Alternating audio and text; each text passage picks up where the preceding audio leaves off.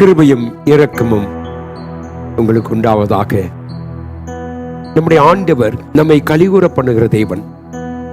உலகத்தில் 1000 பிரச்சனை இருந்தாலும் போராட்டம் இருந்தாலும் கிறிஸ்துவுக்குள் இருக்கிறவனுக்கு எப்பொழுதுமே கலிகூறுகிற அனுபவம். கலிகூறுகிற அனுபவத்தை தான் நாம் சிந்திக்க போகிறோம். இன்றைய காலை செய்தியில் நாம் பார்க்கிறதான காரியம், கர்த்தருக்குள் மகிழ்ந்து களி கூறுங்கள். என கண்பான தேவப்பிள்ளை, யோவேலின் புஸ்தகம் 2ஆம் அதிகாரம் 23 வாசித்தோமானால் அங்கு கர்த்தர் சொல்லுகிற காரியம் என்னவென்று பார்ப்போம்.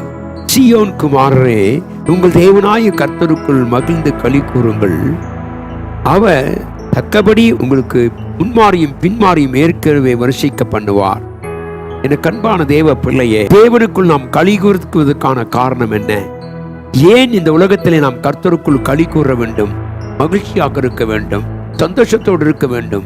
உலகத்தில் 1000 போராட்டங்கள் வழியாகத்தான் இன்றைக்கு நாம் வாழ்ந்து கொண்டிருக்கிறோம்.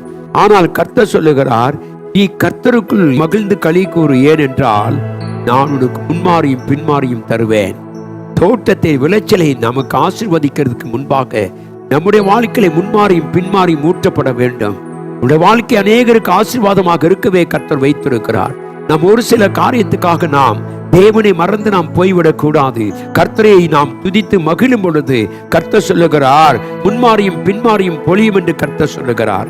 எனக்கு அன்பான தேவப்பிள்ளை, இதன் மூலமாக உங்கள் களஞ்சியங்கள், உங்கள் களங்கள் தானியத்தினால் நிரப்பப்படும். அல்லேலூயா. வறண்டு போன உன் வாழ்க்கை வளமாய் மாறுவதற்கு கர்த்தர் நம்மை மகிழ்ச்சியாக்குகிறார். துன்பங்கள் வந்தாலும் போராட்டங்கள் வந்தாலும் நம்முடைய தேவனாகிய கர்த்தர் சொல்லுகிறார், இதோ நான் உனக்கு முன்மாறியும் பின்மாறியும் ஊற்றச் செய்து நான் உன் களஞ்சியங்களிலே, உன் களங்களிலே நான் என்ன செய்வேன், தானியத்தால் நிரப்புவேன் என்று சொல்லுகிறார். எத்தனை ஒரு ஆசீர்வாதமான காரியம்! நாம் உலகத்தை குறித்தும் மற்ற காரியங்களை குறித்து நாம் சிந்தித்து நம்முடைய ஆத்மாவை கெடுத்துக் கொள்ளாதபடிக்கு நானும் நீங்களும் தேவ சமூகத்திலே காத்திருக்கும் பொழுது நம்முடைய களங்கள், நம்முடைய களஞ்சியங்கள், நம்முடைய வீடுகளிலே, நம்முடைய வாழ்க்கையிலே கர்த்தர் தானியத்தை நிரப்புவேன் என்று சொல்லுகிறார். 3வது தேவ பிள்ளையை வேதம் சொல்லுகிறது, விளைச்சலை உனக்கு நான் திரும்ப தருவேன், வெட்டுக்கிளிகளும் பச்சை புழுக்களும் தின்றதான அந்த ஆசீர்வாதத்தை கர்த்தர் தருவேன் என்று கர்த்தர் சொல்லுகிறார். அல்லேலூயா. வாசிப்போம் 25 நான் உங்களிடத்தில் அனுப்பின என் பெரிய சேனையாகிய வெட்டுக்கிளிகளும் பச்சை கிளியும் முசுக்கட்டை செடிகளும் பச்சை புழுக்களும் பச்சித்த வருஷங்களின் விளைச்சலை உங்களுக்கு நான் திரும்ப அளிப்பேன். அல்லேலூயா. கர்த்தராகிய ஆண்டவர் நமக்கு மீண்டும் ஒரு புது வாழ்வை தருகிறார், மீண்டும் ஒரு அபிஷேகத்தை தருகிறார், மீண்டும் நமக்குள்ளே இருக்கிற காரியத்தை கர்த்தர் மாற்றி அமைக்கிறார். விளைச்சல்கள் கர்த்தரால் கொடுக்கப்படும். விதை விதைக்கும் பொழுது அந்த விளைச்சலை கர்த்தர் ஆசீர்வதிக்கிறார். அந்த விளையிலே ஒரு ஜீவனை கொடுக்கிறார். தேவ பிள்ளை, உலகத்தில் 1000 பஞ்சம் பட்டினி இருந்தாலும் தேவனை ஆராதிக்கிற பிள்ளைகளுக்கு தேவன் அவர்களுக்கு தேவையான திருப்தியான ஆகாரத்தை கர்த்தர் தருகிறார். காலை வெள்ள சொல்லுவோம், ஆண்டவரே, நீர் எங்களை மகிழ்ச்சியாய் வைத்ததுக்காய் ஸ்தோத்திரம். நீர் எங்களை மகிழ்ச்சியாய் வைத்திருக்கிறதுக்காய் உமக்கு நன்றி. மாத்திரமல்ல, வேதம் சொல்லுகிற தேவ பிள்ளையே, என் ஜனங்கள் ஒருபோது வெட்கப்பட்டு போவதில்லை, என் ஜனங்கள் ஒருபோது வெட்கப்பட்டு போவதில்லை. கர்த்தருக்குள் மகிழ்ச்சியாயிருப்போம். நாம் இந்த உலகத்தை கண்டு, உலகத்தின் காரியங்களை கண்டு நாம் சோர்ந்து போகாதபடிக்கு தேவ சமூகத்தில் வரும் பொழுது இதோ வேதம் சொல்லு, ஜனமாகிய உங்களை நான் வெட்கப்படுத்த மாட்டேன். ஒரு நாளும் தேவன் நம்மை வெட்கப்படுத்த மாட்டார்.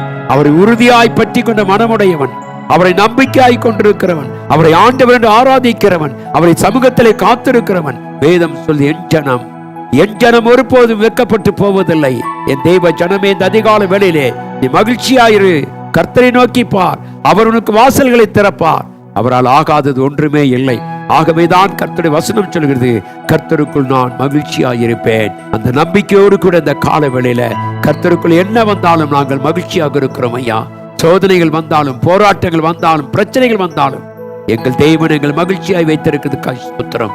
கர்த்தருடைய சமூகத்திலே சொல்லுவோம், தேவன் நம்மை ஆசீர்வதித்து கனப்படுத்துவாராக, உங்களோடு கூட இருந்து உங்களை வழி நடத்துவாராக. ஆமென். நாம் கண்களை மூடி கர்த்தரை நோக்கி பார்ப்போம். எங்கள் மகா கிருபையும் இரக்கமும் அன்பும் உள்ள நல்ல தெய்வமே, இந்த அருமையான கர்த்தாவை இது காலை வேளைக்காய் ஸ்தோத்திரம். கிறிஸ்துவுக்குள் நாங்கள் மகிழ்ந்து களி கூறுகிறோம் ஐயா. உலகத்தில் 1000 எதிர்ப்புகள் போராட்டங்கள் வந்தாலும் ஒரு கிறிஸ்தவனாய் இருக்கிற எங்களுக்குள்ளே நீர் ஒரு மகிழ்ச்சியை கொடுத்திருக்கிறதுக்காய் ஸ்தோத்திரம். கர்த்தாவே, இந்த செய்தியை கேட்கிற ஒவ்வொரு பிள்ளைகளுக்கும் தேவனுடைய அன்பின் சந்தோஷத்தை வெளிப்படுத்துவீராக. புதிய கிருபைகளை தாரும், மகிமைப்படுத்தும்.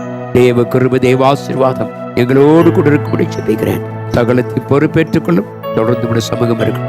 இயேசுவின் நாமத்தில் ஜெபிக்கிறேன் நல்ல பிதாவே.